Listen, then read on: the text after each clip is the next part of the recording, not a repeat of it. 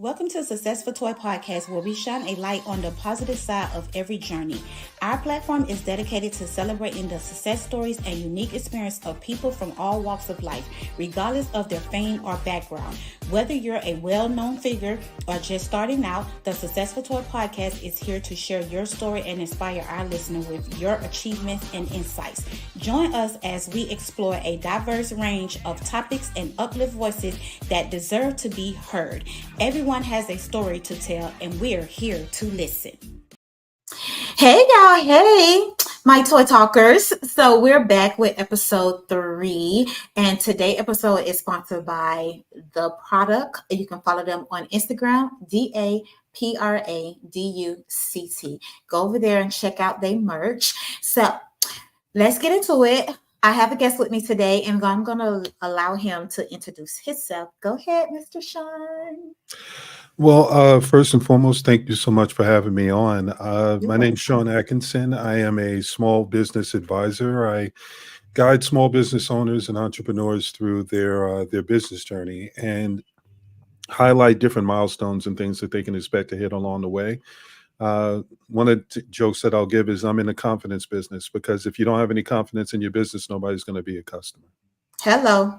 Say it again. Repeat that last part. If you Uh-huh. don't have confidence in your business, nobody's going to want to be a customer. If Mhm. you don't believe, why should they believe? Exactly. You got to believe in yourself. So I just want to let you know I got my pen in my pad because I was Mhm. like, baby, I'm taking all notes. So I hope out there, y'all that listening and watching, I hope you guys have y'all pen and y'all notebook because I just feel like this is going to be juicy and it's something that everyone needs to know because we don't know everything. Us as business owners, we do not know everything. It's what we do, but we don't. No, no. That was one of the first lessons I learned going into this. Is as much as I know about being able to run a business, I had to learn how to be a business owner, and those Mhm. are two different things. So everybody's got their challenges, and you have to be able to figure out the things that you don't know, so that you can start to put those things in place. Exactly. So, you ready to get into it? I am. I'm excited. Let's go. Let's see what you Let's got. let's get into it. hmm What are the key branding strategies that entrepreneurs should focus on when transitioning from a side hustle to a full-time business? Interesting. It's really looking at structure and taking risk out of the equation. So a lot of times people feel very comfortable with kind of just the status quo with a side hustle because you know you've got your regular check, but the Mhm. moment you go out and it's just if you don't work, you don't eat. Yeah. That's where having the structure and the foundation really kicks in. You have to make sure that you have the basic things in place so that if you ever kind of take a step back, you're not starting from scratch. So the Mhm. important part of having a foundation is really understanding what you're putting into place and the type of entrepreneur that you're trying to be, because that'll give you an idea of the things that you can expect and some of the challenges that you're going to end up facing. So, for example, I have a good 10 that I run through, but there are three basic types of entrepreneurs. There's the assimilator, where you go into a market that already exists and you're just trying to figure out how to navigate through it and stand out. There's the innovator, where you're creating something that never existed before. Mhm. And then you've got those specific challenges that you would have to face. And then there's the disruptor, which is pretty much me. I go in and I take a look at what's out there and say, there's a better way to be able to do it. And with that, one of the things that you face is you're dealing with trying to build credibility with the audience, but you're also rocking the boat for the existing businesses. So for those that have built their business and they've got everything settled, and you come in and start saying, well, no, there's a better way to be able to do it. If you're right, chances are they're going to have to spend some money to be able to make those adjustments. Mhm. And you have to know those types of things going into it when you're building out your business model. So if you're on a side hustle, if you're kind of just starting out, you want to know what type of entrepreneur you're going into based on your business model and yourself. So then this way you can kind of figure out the best way to go from there. I love that because me, all Mm, my business I done had, I try to figure out the best way possible to do it. Like I don't try to follow what others are doing. I try to do what works for me. Mhm.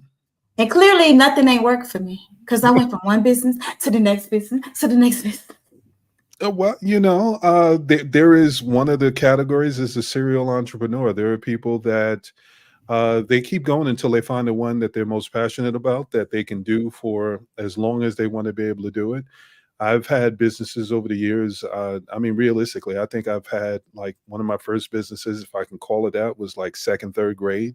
Mhm. Once I learned that there was an opportunity to be able to make money and I could make it whenever I wanted to, and I didn't have to answer to anyone and nobody could tell me how to spend it, it was a wrap. Once I figured that part out, I was like, I will always have a business. So Yeah. it's not necessarily about creating one that's going to last forever. It's creating one that fills a need, and when that Mhm. need goes away, then it's time to move over to the next thing that you can pick up from there. So that's where the foundation comes into place. If you understand the process of, if you can identify a challenge or a struggle, and then you can create a solution that you can deliver consistently, then you've got the makings for a decent business model. And then the thing from there is it's not just about creating something that you can deliver consistently, but that the audience actually enjoys, because the customer Mhm. experience is just as important as the solution that you may have. You can have a great solution, but if they don't care for the process, who's going to make it to the end to really be able to say, well, this was actually worth it? Exactly. And you know what the crazy thing that you just said? You said third grade. How did you know Hmm. you wanted to have a business in the third grade? And I'm gonna ask you why. I mean, I'm gonna tell you why I'm asking you this. Hmm. Well, I got my introduction to brand building and marketing really, really early. My mother started working at Atlantic Records and Atco Records when I was 7 years old. Mhm. So she had to explain to me, listen, I'm getting ready to work someplace where they're gonna have music artists and people you might have seen on TV and things like that. Do not go run up to them and just start talking to them the way that you would do anybody else, because you don't understand what their situation is. Their brand may be one thing and they may be something else in their personal life. So once she explained that to me, and then this is back when you would go to work and spend more time there. So uh, I was literally taught at a very early age what it was take to be in advertising and marketing. So once I got that, the other part was my mother introduced me to the game of Monopoly, and I think one of the first times I played it, I kept asking permission, like, "Can I buy this?" And her thing is, "You can do whatever you want. It's your money." And between the personality of brand building and then that part, it was a wrap. Once she said, "You can do whatever you want. It's your money," and I was like, "So is this just a game?" She was like, "No, that's in real life. If you generate your own money, I mean, I might give you some recommendations on how to spend it, but I'm not going to tell you how you have to spend it." Mhm. And yeah, I've been a disruptor for my whole life. So when someone says, this is how you're supposed to do it, and it's only this way, I remember early enough where my mother said, if everybody jumps off a bridge, are you going to jump off? Or are you going to ask them why they're doing something? And I got Exactly. in trouble one good time with that. And she said it in such a way that it upset me, where I was just like, now I have to ask questions about everything to make sure I understand why they're doing it. And once you can figure out the why, then you can figure out where you fit in that why. Hmm. And it's crazy. I don't know if that was just deja vu, but I heard that before, that saying before. Mm. Um, I asked you that because I wasn't. I just feel like I was put on this earth not to work for nobody. I just feel like that. I done tried working. I'm not gonna say I Mhm. didn't like the 9 to 5, but it just, it's not for me. I understand. So, so it's like, I don't, like I said, I don't have business after businesses after businesses after businesses, and the what I enjoyed more out of all the business that I had, Mm. I enjoyed selling clothes. I enjoyed that. Hey, I had okay. enjoyed that a lot. But now that I'm into podcasting, Mhm. I consider this a business. And I love this. So I finally, when God gave me the okay to walk away from my job and be a full-time podcaster, I Mhm. did that back in April of this year. I did it. Congratulations. Thank you. And it's like, I'm not looking back. My manager, he was like, "Oh, why you didn't talk to me? We could have worked something out." I was like, "It was nothing to work out. I didn't want to stay here. It's nothing nobody did. I'm just not happy." But I wasn't going to sit there and explain to him why I wasn't happy. So he Mhm. was like, "Well, the next job you get, you should at least talk to them, yada, yada, yada." And I'm like, there would be no next time. And he like, "I'm not saying for this job." I say, "No, there would not be a next time. From this day forward, I am no longer working for no one. I'm finna figure this out because Respect. my brain is so I'm so business minded to it's like Mm. something got to pop for me." Yeah, yeah. I mean, it's so much of it is timing, and if you can get out ahead of some things, then it gives you enough runway to really be able to get something going, and by the time everybody else catches up with it, you've already established yourself enough. But I definitely understand, like, with work and wanting to be able to take off. I've worked at larger companies, I've worked at smaller companies. I realized that there were just certain things that I didn't necessarily like, Mhm. and there were things where I wanted to be able to have my own say in who I worked with and how I work with them. And you don't really get that as an employee. So for Yeah. me, it always came back to when I would tell people what I did, the thing is, oh, well, you're in advertising, you're in marketing. It would be great if you could tell me how to do this, or I could work with your company. And I would go back and they'd say, well, they don't have the budget. So we don't have the time. And if you want to spend your time helping them, you're going to have to do that in your off time.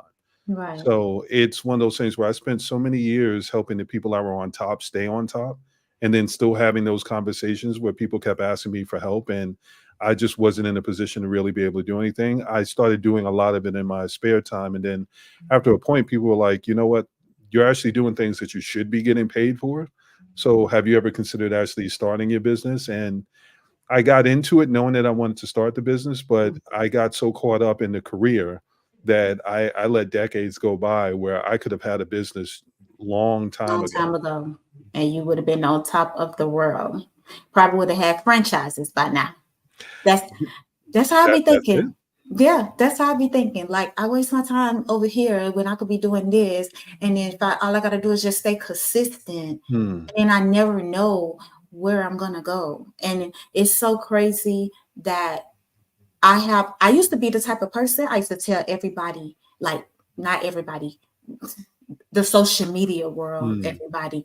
I always used to brag about my next move, and then Wow. that move never came. Hmm.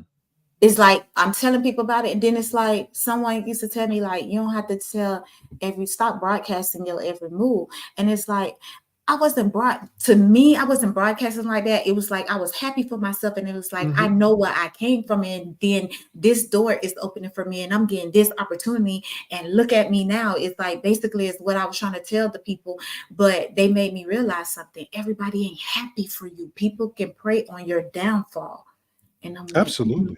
Absolutely. There's a saying, the eagle that soars draws the hunters. mm-hmm, So when you're shining, there's some people that want to dim your light no matter what you're doing. And mm-hmm, it's something that you learn. One of the things that I learned from the business side of things, as far as being a business owner and full time, um, when you're an employee, there's HR you can go run to. But when you're a business owner, if you don't like what somebody's doing, can't shoulder do nothing. shrug. There's nothing Yep. you can do about it beyond, you can get out there and you can try to put something out. But yeah, I mean, now you don't actually have to like, people can say things and it doesn't have to be true. You have to prove Mhm. that they're wrong, not Yeah. prove that that you actually did something. So now it's a different game. You have to know what you're kind of getting yourself into. And that's one of the reasons why I started working on it, because I had always known that I wanted to be an entrepreneur, because I had started having businesses really early. But what I wanted to learn was the full process, Mhm. because one of the things that I always try to convey to people, if you understand the process, then you can find where you fit in it and where your talents lie. So you never really have to worry about trying to find a job, because you're filling a void. You're seeing where there's a need, and then you can step in and fill that need. So we're all multi-talented. all of us. We Mm-hmm. just have to find the things that people are willing to pay us money for. And if you can find that thing and you can repeat it at a consistent enough basis and get good results, then you've got the basics of a business model, and you have something where you kind of see where you can take it from there. Mm-hmm. Yeah, I learned how to keep my mouth closed. Now I just pop out and show them. Yeah, don't tell me, show me is definitely a thing. One of the other things to think about is, once you say an idea out loud, it stops being your idea and it belongs to the To world. So everybody. Hmm. I And the know person business with the owners. money, Mhm. they're gonna take off with I your know idea. business owners that have put things out there, myself included, where I start talking about what I'm doing, and next thing I know, because I had other things going on, by the time I went to get to it, I saw an article out that was talking about it. I saw this out, I saw that out, and I'm like, okay, you know what? I'm just going to pivot a little bit, and I can still do it, but I'm going to do it in my own way. So for me, it's something where I think where people get lost is they think like they worry about the competition, but Mhm. the reality is people will pay you because they like the way that you do something. So if somebody else does something in a different way, they're not necessarily a competitor, they're just doing it in a different way. And if you Right. look at it that way, then you don't worry about competitors as much, because I think that's where it gets into a crabs in a barrel type of mentality where Mhm. nobody wants to see anybody else do good. Yep. I don't need to be great at everything. I just need to be really good at the things that I can do. And then if you're good at something else, then let's figure out a way to make it work. So for me, one of the things where it goes back to the process is I'm looking at the process. So where I originally started, I used to do like agency of record. So when I knew a business needed to get started and up and running, I pretty much was said, just leave it with me. I'll take care of setting up your meetings. I'll do all the things that you need to get done so you can focus on your regular job while Right. we build up your the business that you're going to start. And then I realized I was devaluing myself because there were some people that are web designers that would do a website better than I could, but I'm doing the website and I'm putting together the branding and I'm doing the marketing and all the rest of that. So Mhm. it didn't allow me to shine in the things that I could do and allow other people to shine where they excel. So what I started looking at is, okay, well, I'll help somebody get their brand and marketing strategy, their business model, their business plan together. And then when you're ready to build a website, then I'll send you to a web designer. Right. And when the web designer is done, then they can send them back. So now I'm not competing with a web designer. I'm not competing with a brand designer where they're building the logos and all the rest of that. I don't want to do those things. So what Mhm. I want to do is build out a network and say, okay, well, I know brand designers. Whenever I get someone that wants to work on something, I say I know at least 3 to 5 people. Based on what you're telling me, I would narrow that down to probably 2 or 3, and then just send those referrals and send them over to them and say, I know their process well enough to know what you can expect. And in this way, it's not me just handing you off to a stranger. If you have questions and you're scared to ask them, if I know their process well enough, I can say, I know where you're at. And Right. based on the question that you're asking, these are some of the things that you can expect. And then that way, that's going back to that customer service where somebody has a really good experience. Sometimes you don't even have to have them as a customer. You just need to have a great experience with them because their business may not be set up for you now, but down the line that can change. So they Right. may not have had a need in the moment, but because they remember they had such a great experience with you, later on down the line, they may come back or they may say, well, I didn't need you for that specific thing, but I know somebody that did. And that's where you get those referrals. So this is where a lot of small business owners can either benefit or miss out, because if they don't think about the experience that they're creating for people beyond once they receive the money, Mhm. then sometimes they don't realize it's easier to get a customer to come back than it is to win over a new customer. It's more cost efficient. You've already gone through the whole process of explaining yourself and everything that you do. So as long as your solution delivers, then you've got a good point of being able to get that person to come back. It's you'd have to undo the belief that they had in you. And Right. once you understand that part, it makes it easier for you to start to figure out how to be able to navigate your business. So I just think anyone could technically have a business. You just have to figure out what business best aligns with what you want to get done and what you have going on around you. I love that. I hope y'all out there taking notes, honey. How do you help entrepreneurs identify and connect with their target audience to drive growth and increase revenue?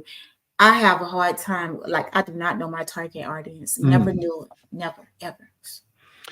Well, it's I don't want to oversimplify it because I've been doing this for so long that I can make it like I just oh it's easy. All you have to do is, but the reality is it's not always easy. One of the things that I tell people to do is start with social listening because that's free. Look at review sites, look at people that are already doing something similar to what you're doing, and look at where they're saying they fall short in the process. And you'll see I keep going back to the process. So Hmm. when you look at what the process is and you find out where you think you fit in it, and then you look to see who else is doing something similar. So that goes back to the type of entrepreneur. So if you're going into something that already exists and you're not trying to create something new, then you're looking at the people that are out there and you're looking at the reviews on their website. You're looking at where someone may say, well, they were great, but once I paid, it's like they forgot all about me. Okay. Well, then I'm going to take a note of that. And what I'm going to say is, I'm going to start promoting my business. But when I promote my business, I'm going to promote it to those people as it really starts after you give me your money. Hmm. So if I heard enough people say that, once I paid the money, they forgot about me, and then I turn my messaging around to say the exact opposite of it, and I'm saying this is where you said you have a real need. You paid, and then they forgot about you. I'm going to tell you right from the start. Yes, all the rest of the stuff leading up to it is important, but I'm really focusing on what happens after you give me the money. How do I make sure you stay happy?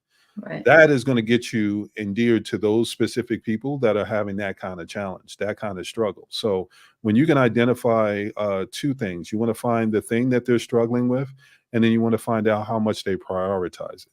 So I see a lot of people talk about, well, you got to find the challenge and all the rest of that. That's part one. But if you find something that they're not necessarily prioritizing, then you could have a really long sales cycle. And small business owners really don't have an opportunity to have long sales cycles. If it's for too long, then you have to have a lot more people to be able to generate enough money to stay in business. Right. So logically, what you want to do is you want to find something where someone prioritizes it because it means that they're ready to move on it now, as opposed to I can get to it later. Does that make sense? Uh-huh. And when you said um basically the process, and I think like all my businesses, it was stuff that already was going on, so I wasn't Mm, like creating nothing new. So I used to have people that ask me like, "What's your target audience?" I used to be like, "I don't know. I'm just trying to sell these clothes, like whoever like them." But I get what you're saying though, and well, it's I mean, crazy because I'm sorry. I no, did no. used to pay attention to Mm, that type of stuff though. What you're saying, like I used to see, they it's quick to blast black owned businesses versus the other people, right? mhm, So I used to always see the girls bashing the people, and I always just say like, "Yep, that ain't me. I ain't never doing that. I ain't never mhm, doing that." You know what I'm saying? So I get that part, but yeah, I used to hate that though because it's like y'all so quick to run to the internet and bash this black small business, but mm, yet y'all don't blast these people when they make y'all order wrong, or you get sent the wrong item, or it take 3 months before you get something that you ordered online, but yet let a black owned business do it. Oh, she stole my money, she'll scam, mm, don't order from her. Like mm. it's crazy. It's crazy. Yeah, well, I So mean, this is one of the other things that you have to think about is reputation management and reputation building. So it's something where you have to be able to kind of counteract that. Now, I've had clients where they had bad reviews, and I turned that into money because what you really want to be able to do is describe the experience. If you really didn't do anything wrong, and it's just that person with really high expectations, then document all of that.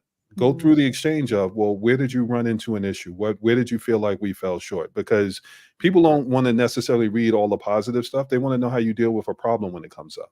So if you yeah. know how to address that problem when it comes up, that will actually get you more business than posting testimonials. Hmm.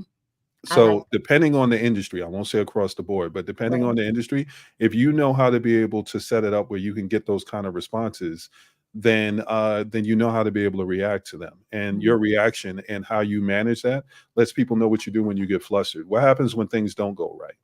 How do mm, you manage your situation then? So it's important to be able to know that part, but Yeah, no, I mean it's true. You will get we have higher expectations of small businesses, especially black owned businesses within the community, and yet they don't necessarily want to pay the price that they would pay someone else Yeah. outside the community. So it's you can't charge what you're supposed to charge to ensure that they get the experience that they want to have. But at Mhm. the same time, if you don't give them the experience that they want to have, then you'll never be able to stay in business and get enough business in to be able to have any kind of longevity. So you have to kind of navigate the waters to know. And it goes back to the audience. Again, if I'm looking at where I see people are saying they were struggling with this specific thing and I Mhm. focus on that, then that's going to start to give me more information on that audience. And Right. that's what's going to allow me to be able to say, so for a clothing example, I know ever since I was a kid, by the time I was 16, I was like 6'7". So I couldn't shop everywhere. So one of the things that I look at is when someone says, they've got double XLs. Is it a real double XL or is it one of those funny double XLs where I'll get it and it's really an extra large? Right. So if I know that someone is saying, well, I got this double XL and it ran small, then I know that what I'm actually looking at is a tall person or big man, tall man type of section where they're going to say, okay, I need to make sure that the size fits. So your audience, if you're selling clothes, is if you know that you can fill that and the cut that you have is actually the real double XL, if not, it may be running a little bit larger, then your audience is big man, tall man. Right. And what you're really looking at is changing your marketing to address those needs. To say, yes, you can get this anywhere. But when they say double XL, it's hit or miss. When I say double XL, it might be more triple XL. So Exactly. when you're getting something that's going to fit better. So your marketing and your brand messaging is all going to be built around everything that they're saying. So realistically, the audience is going to tell you everything that you need to know, and you just decide which people that you choose to listen to over the other one. So whichever ones you choose to prioritize, you want to make sure that you have enough of them, a large enough audience, so that if you say I'm only going to focus on this type of person, is a large enough audience where if you get one, you can get five. If you can get five, you can get 10. You have to look at that to be able to decide what you're pricing everything as. Right. I love that. I should have knew you back then. Can you share a success story where your marketing strategy significantly contribute to a client's business reaching mid six figures? Sure. I will go back, way back to one of my very first customers. This was someone that didn't really even want to start a business. He was there with someone that came to me and said, "Well, I want to start a business." And when I started describing the process and things to be able to look out for and to know, I could see the other guy that actually wanted to run the business, his eyes glazed over, and the other guy was standing to the side, and he was nodding his head at all the right times. And I'm like, okay, it's not that I'm not going to help the one that actually asked, but I am noticing that you're catching everything that I'm saying. Have you ever considered that you wanted to start your own business? He's like, well, I've done some side hustle things before, but like I didn't really take any chances with it going out full time. And now my wife is pregnant and I already have a son. So like I can't take those kind of risks of just leaving my job and being able to do that. So what we ended up doing was let's start with a side hustle. What I'll do is I will work on making sure that you have your brand set. We're going to work on finding something that describes who you are and why that you're starting your business. So when you're first starting out, your why matters a lot more because that's all you really have. Right. You don't really have the customers to be able to tell the story for you. So you have to rely more on your story. And in his case, he had a young son where he said, I want him to know that he can be more than an employee. Cool. Okay. We'll run with that. And we'll use that as part of your pitch. So he's home services, he's doing painting. So we use that to be able to go after people that had a focus on family, and that got him in where yes, we could go with someone that might be able to that might be more established, but they don't have that personal connection. So Right. sometimes he'd bring his son out on estimates, and the son would be sitting there holding some of the work like the swatches and all the rest of that, and they're like, I see you grooming him to be able to take over the business. That helped sell. And then as he progressed, we started to build it out more and more. So by the time we got to the end of his first year, he was able to match his salary. And that is what led him to be able to say, okay, well, now that I feel like they won't pay me six figures, but I know if I was able to match my salary doing it part-time, I know I'll be able to hit it full-time. And Exactly. once he got into the new year, he negotiated. They said they didn't want to pay him. He resigned, went out and started his own business, and he got up to his six figures, and then was able to actually start another business. So my biggest thing is I love to be able to get people to the point where they're profitable, because there's a difference between revenue and profits. You know, Mm-hmm. whatever you make isn't what you automatically get to keep, because you still have to Exactly. run the business. And that's where a lot of people end up running into a problem, because they say, well, if I sold a t-shirt or a hoodie or something for $50, I made $50. No. No, If anything, you might have made 25, and that's being a little generous. if that.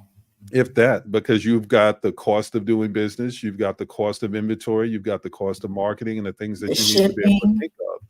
Shipping, shipping, especially when you're doing online clothing, because you have to make sure that you get it there fast enough for Mm-hmm. people to be able to feel like they got a good experience. Mm-hmm. So all of these things matter. It really comes down to making sure that you understand what you're doing. But yeah, that's one of the first stories. That's one of my favorite stories, because once he hit that number, his wife, you know, he's worried, like, well, she's pregnant. I can't mess around and go out here and not be able to do anything. But because we put that foundation in place, he was able to confidently go out and not only start his business, but they've got two more kids since then, and everybody eats. So you know, that's where I love it. And knowing that uh, there was some times where he was on a job and he couldn't pick up his son, I was like, I'll go pick him up.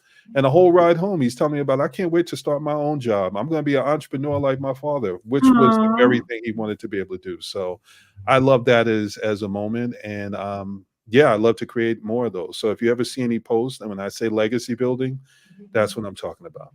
Period. I love it. I love it. I love it. I love it. So we're gonna go into a quick commercial break and we'll be right back.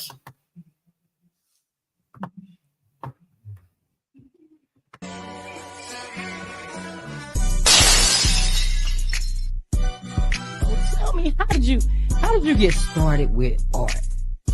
Oh, well, I started painting about 2020 on furlough in the middle of the pandemic. I was on furlough from being a nurse. They were trying to decide whether they wanted to keep us or X us out, because, you know, they were trying to put out the loans and whatnot with the hospital. So I had to sit at the house and I didn't know whether I had a job. And so I picked up a paintbrush to ease my nerves. Wow. And yes, that developed as I sat and waited for an answer.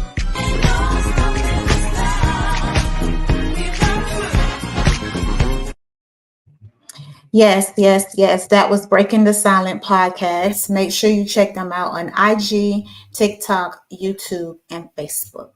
That's Breaking the Silent podcast. So let's get into it. What are the most common branding mistakes you see new full-time entrepreneurs make, and how can they avoid them? Absolutely. One of the main mistakes that I see people make is they make it about themselves, and they're so caught up in why they started their business. Now, I said your why matters, but it can't matter more than the audience's why. And that's the catch. So yes, you want to talk about why you started your business, but if it doesn't connect and resonate with your audience, then it doesn't matter. Mhm. And one of the ways that I can explain it is I remember being younger, angry black man. You know what I mean? Like, why am I working so hard and I see other people getting it so easy? Yes. And my brother told me, his thing is, here's the thing I need you to understand, that the only people that care if you're upset are the people that care about you. And once you can wrap your Amen. mind around that, then you can start to look at how you can translate that stuff into like your profession. So a lot of what I try to teach people is, most of the things that you're doing in your day-to-day life, some of these habits that you have, if you strategically use them, you can transition those directly over into having your own business. So for like weekend warriors, you work 9 to 5, you get the weekend, you have to figure out how you're going to get all your chores done, all your run around done, everything that you need to get done, and Mhm. still figure out a way to be able to leave time for yourself. That's operations and management. If you know that you have a bunch of things that you need to get done, as a manager of time, you're not necessarily going to give laundry to a kid that doesn't know how to wash clothes, because you're going to have to go back and either redo the clothes, or you're going to be mad that they didn't split the colors up, and now you got something that you can't wear anymore. So all of these things that we have in our personal life are things that we can start to transition over. You just have to know how to be able to apply them in a way so that once you understand those things, it doesn't seem like it's overwhelming. It's something that you can absolutely do. So to bring it back, I think that people get so caught up in their why, because it's such a big thing, that they forget that you're here to actually serve the audience. So your why has to connect with their why, and why they're prioritizing the thing that they need. Because if you can't make that connection, then you're going to have a longer sales process. You're actually trying to convince someone, as opposed to them being convinced that you're already the solution. And when you can get them to be convinced that, you know what, I found the answer that I was looking for, you're the person that can give me that, then you're not selling. You're basically talking to them more about what happens after the sale. Right. I love that. Oh, I hope y'all writing this stuff down, because baby, he is talking some true stuff. I wish I would have known back then. How important is personal branding in building a successful business, and what steps should entrepreneurs take to develop a strong brand? You want to make sure that you understand that there's a lot of, well, let me bring it back for a second. A lot of people hear brand and they say, well, I'm not a brand. I'm just a small business owner. You are a brand. Everything about you is what's going to be represented. If you do something foolish, it's going to hurt your brand. If you do something great, it can help promote your brand. So who you are in your personal life and what you do in general is going to be something that carries over into your actual business. So you are your brand.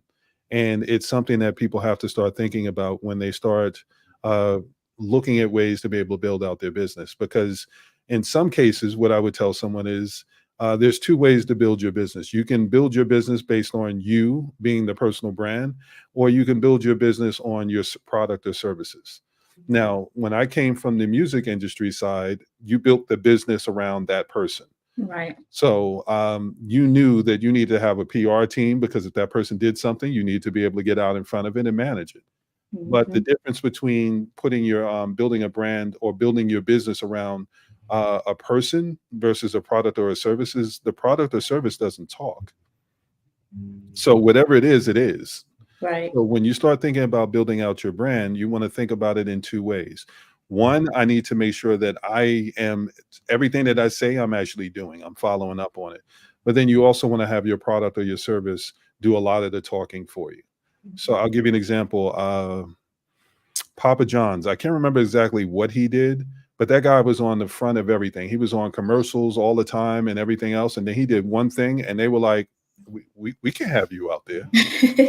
They pulled him back. Like, you don't even see him now. What is it? Shaquille O'Neal is the one doing the commercials and stuff now, because what he did, he did something that pissed a lot of people off, and they were like, they built their whole brand around him. Yeah. And him being Papa John. But once Papa John was frowned upon, then they were like, well, now how are we going to make that work?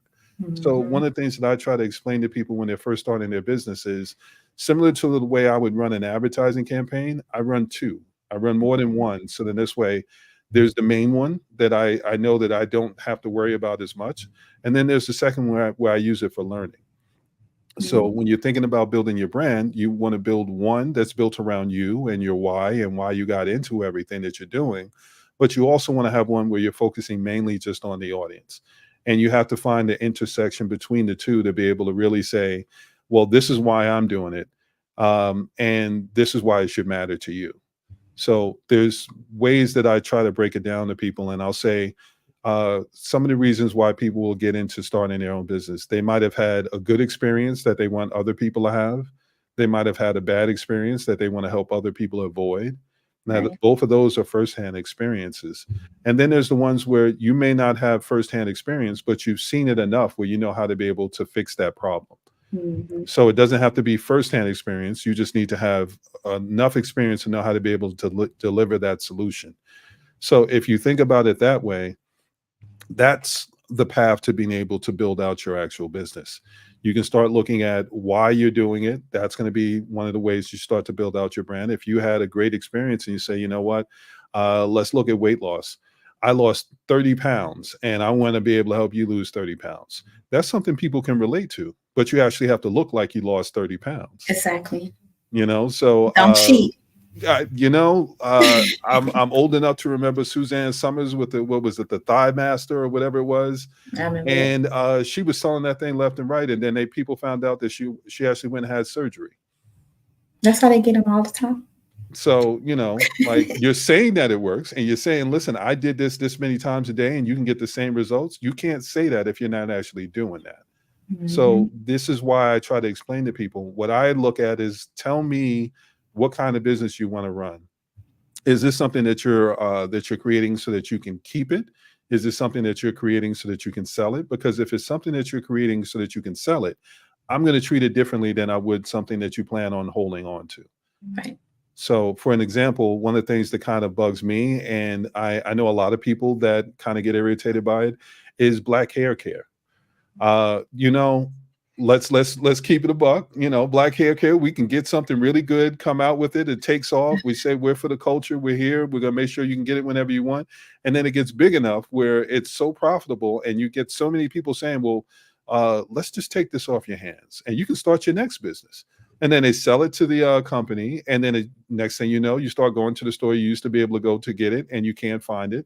And it's because you grew enough to be able to be enough of a competitor where they bought out the competitor so that they can go back to being able to have things the way that they want it. Uh-huh. So like if I know someone's going to sell something down the line and you don't really plan on holding on to it, then I'm not going to give you a marketing strategy that makes you beloved to the people because they think you're going to be around forever. Right. We're just going to focus on the solutions that you can deliver now. We're going to focus on your why is not going to matter as much because your why is I'm just building this up enough to sell it. Who's going to buy from you if they know that's the case? I'm going to focus on the results and say, here's the results that you can expect. And we're going to focus on their challenges and their struggles. And when I say there, I mean the audience. We're going to focus on them. So then this way it's less about you. So you can remove yourself from the equation and it's not going to mess the business up. Mm-hmm. So these are things that you want to be able to know going into it. And even if you're into the business and you realize at a certain point that you might want to sell it, then you start to change your messaging so that you kind of prepare people for the fact that I might exit from this, but I'm going to make sure that if I do sell it, I'm either going to sell it to someone that's going to keep everything the way it is, or we need to start figuring out ways to make it so that we're not saying we're the only option. Because once this option goes away, then people are back to scratch and they don't know what they're going to do. So that's why I use black hair care products and makeup and things like that as an example, because there just aren't enough of them out there. And if you create something as an innovator that never existed and then you sell it off and they don't allow it to keep in the running and being out there, then you basically created something, got someone to like it, and then you abandon it.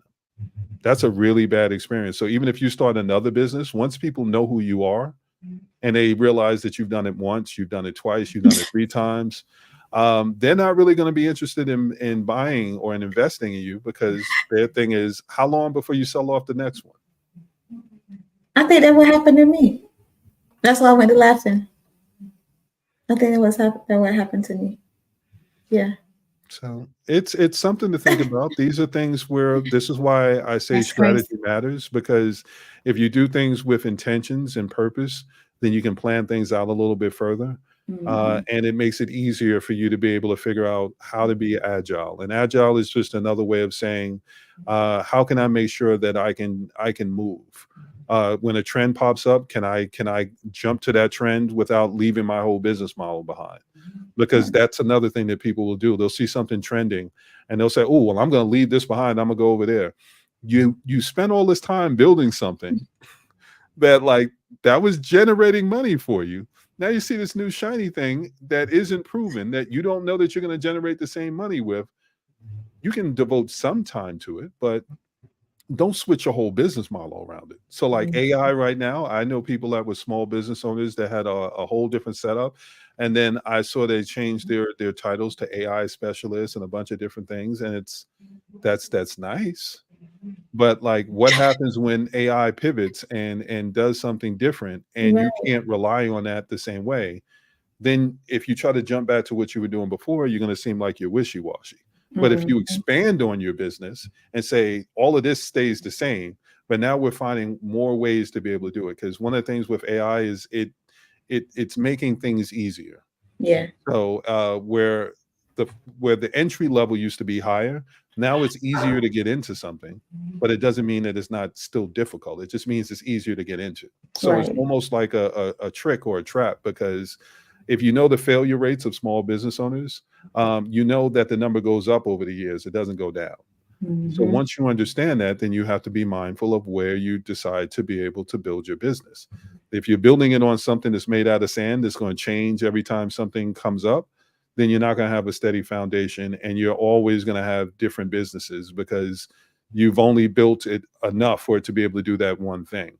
Right. But if you have a solid foundation and you expand on the business and say, well, we're going to keep all of this the same. So for all those existing customers, we're not changing a thing. You found us, you're happy with us. We're going to keep it this way for you. What we are going to do is we're going to expand so that we can start to reach some of these other people that said, if you only did this way, I could be a customer too.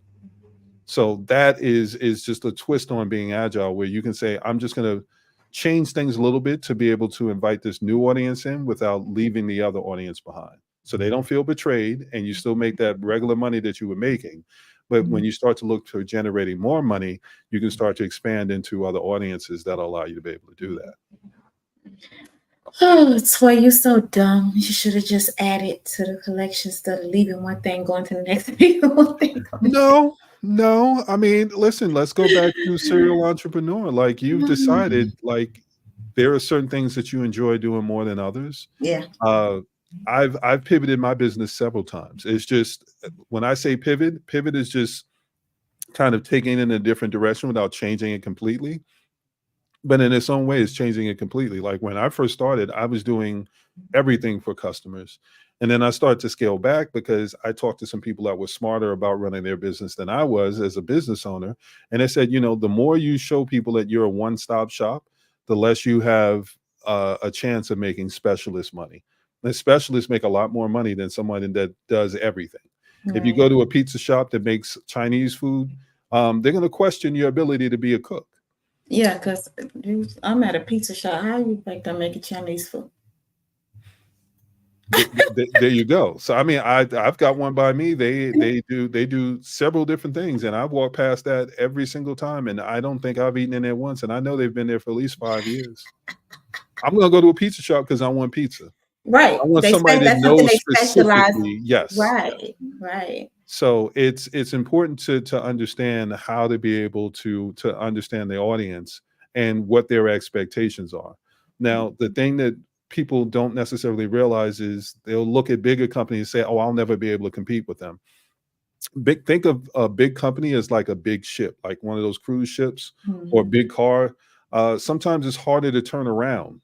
In a smaller car, you can do a U-turn just about anywhere. You can go left, you can go right. You don't have to worry about it. So, like, the bigger the company, the harder it is for them to be able to make these changes, because they've got more employees, they've got stock shareholders, and all these other people that they have to take these things into consideration, and they have to get permission to do those things because there's more people relying on it. But as a small business owner, if you're a solopreneur or you only have a smaller staff, you can kind of move around and be as agile as you want, because when something comes up, you can say, I'm going to keep the business model the way it is, but I'm going to add this in just to see if this is something where it can be a new revenue stream. Right. A larger company may want to do it, but it's going to take them longer to be able to do that. But as a smaller business, you can add to your actual business a lot faster, and it allows you to be able to get into the market first.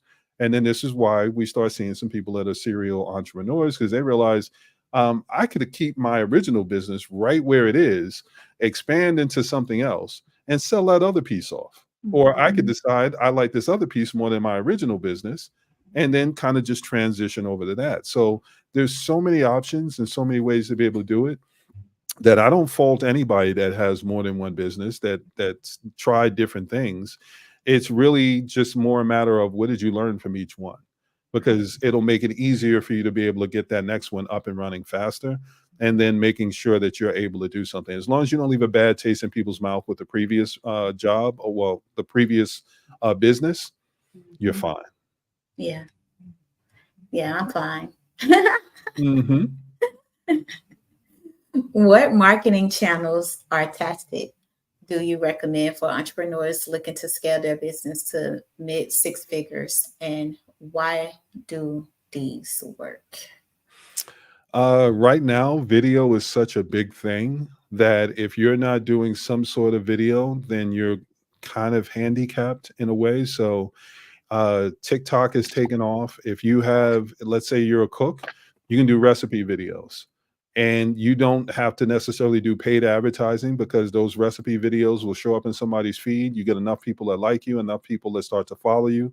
And then you just drop your link in with the bio and you have people go directly to your site to be able to learn how to be able to either make the meal or have you make the meal for them.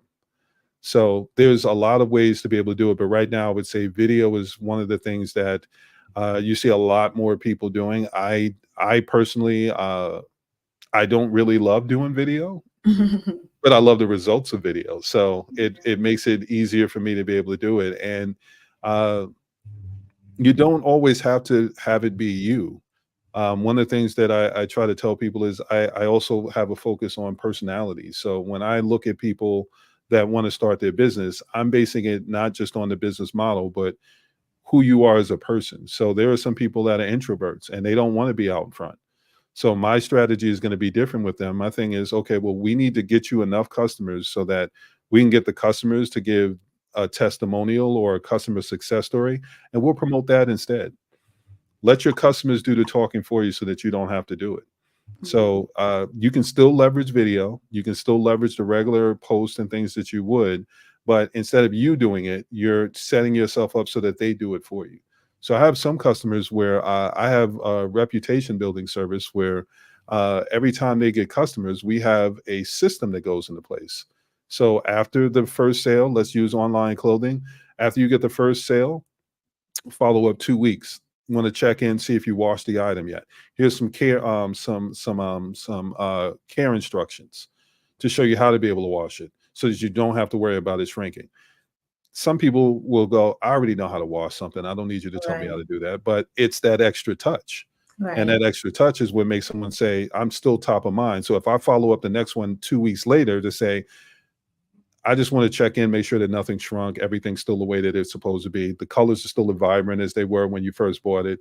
Um, I can actually put something that has sales in it within that email, and it won't be as intrusive because I'm still following up on that original thing. But I can say, last time you bought, let's say, a yellow hoodie, but we since rolled out orange and red. So same size, we've added some new colors. You might be interested in those colors.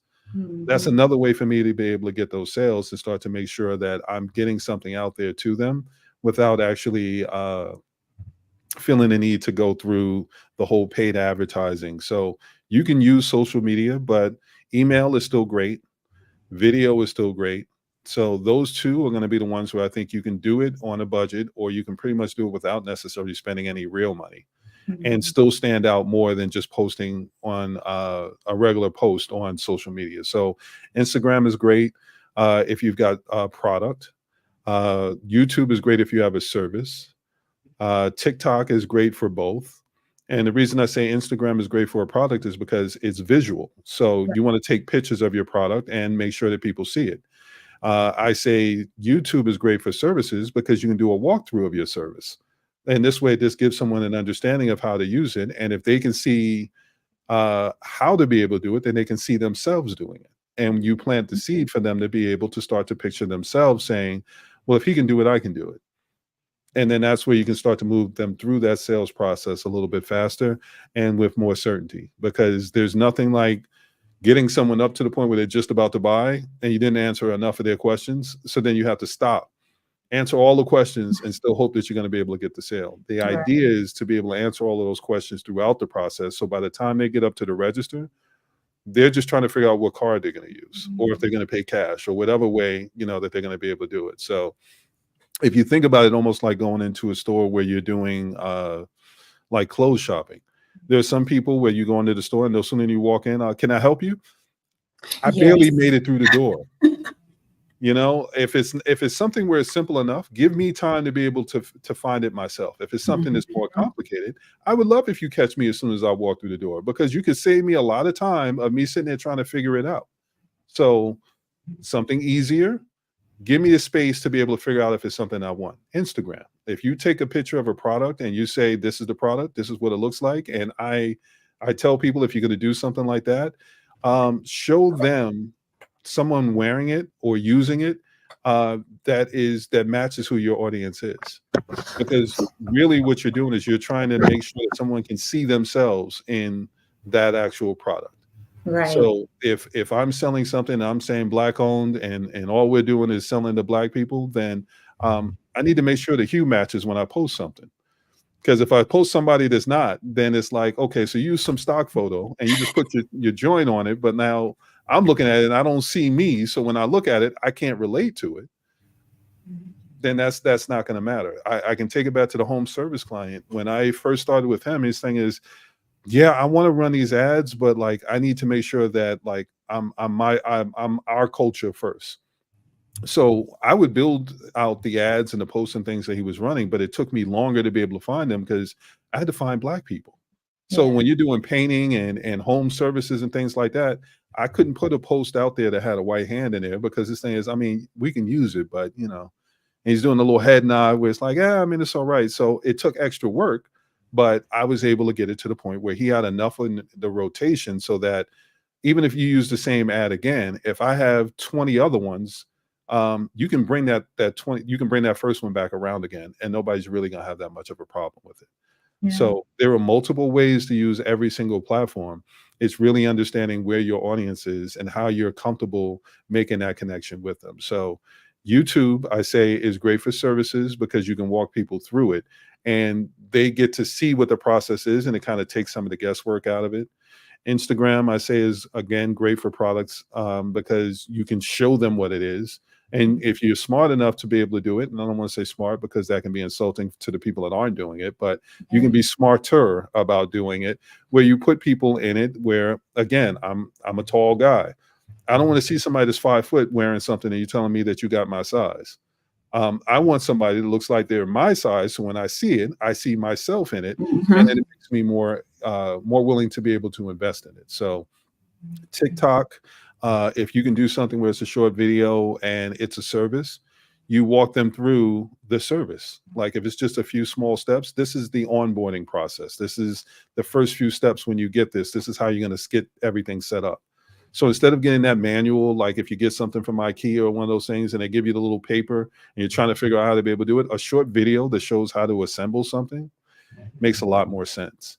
So if you understand the audience, you understand where they're struggling, then you understand what platform to put the information on so that they benefit from it. Because a lot of what people are doing is they're posting things online, but they're not posting things that actually benefit the audience. They're posting things that they think are important. But you have to figure out what's important to the audience to make sure that they have a reason to want to watch it. I love that. I learned a lot. And the whole time you was talking, I was just thinking about my brand. I'm like, yep. Well, that's the idea. I want people to be able to listen and see themselves in it, because this is the very thing we're talking about. If I'm good at what I'm doing, you can see yourself in what I'm saying, and it makes it easier for someone to say, you know what, I would like to work with you, because I've talked to other people, and when they explained it, it didn't make any sense to me. But because you explain it in a way where I can actually see myself doing it, then it makes me a better option, or at least a different option than one of the ones that are out there. So we're not just talking about it, we're actively showing it while we're doing this podcast to be able to walk people through it. If you can understand what I'm saying and you're saying, you know what, I can see that, and this is how this relates to my business, and this, then I'm walking you through the process so that by the time it comes to having a conversation about how can I do it for you, you already see yourself being able to do it. It's just a matter of who's going to help you get across the finish line. So we're not just talking about it, we're actually showing people how to be able to do it so that they can start to put it into practice. So again, it just kind of goes back to the things that you're doing in your regular life are things that you can transition over into your business. You just have to figure out or get some help with being able to restructure it to the business so it makes more sense. This was good.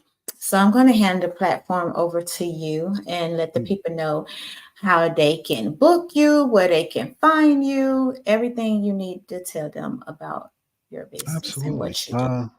Well, thank you first and foremost. One of the things that I would say is I spend a lot of time on Facebook and LinkedIn. I've got two communities on there so that I walk small business owners through some of the questions and things that they have. So, Sean M. Atkinson or Majority Media. And I'll also share a link, but you'll be able to find all my information in the bio on any of the profiles. It'll give you access to everything that I offer and every place that you can find me there. And I'll make sure that I share the link with you so that anyone that wants it can find it. But I'm on Instagram, Facebook, LinkedIn, Twitter, covering basically all of them. But I spend most of my time on Facebook and Facebook and LinkedIn. Because Facebook, I get to have regular conversations, and LinkedIn, it's more me having more of the professional conversations of let's figure out how to make sure we're making you some money. I love it. I love it. I love it. I want to say thank you for choosing Successful Toy Podcast to come and sit down and chat with me.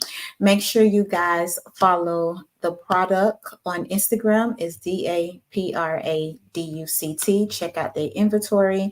Make sure you also like, follow, and subscribe to Breaking the Silence podcast, which is on IG, TikTok, YouTube, and Facebook. Make sure you guys shop my apparel at www.successfultoypodcast.com. Again, thank you. But before I let you go, and don't you go nowhere though. We got to get rid of them, but don't you go nowhere. But before we go and leave the audience, leave them with a positive note. There's so many positive things to say. Entrepreneurship isn't for everybody, but it is for everybody as long as you find the best path forward for you. It's built for you to be yourself. So don't go into it thinking that you have to be what everybody else is. If you go into it being yourself and you're authentic, you'll be able to find people that want to be able to have that experience that you're offering. I think a lot of people get caught up in, well, I got to do this, and I see this person did this and that. But at the end of the day, it's always going to come back to you. When there's nobody else around and you have to have that one-on-one with that client or whoever it is, if it's not who you are as a person, they're going to be able to tell.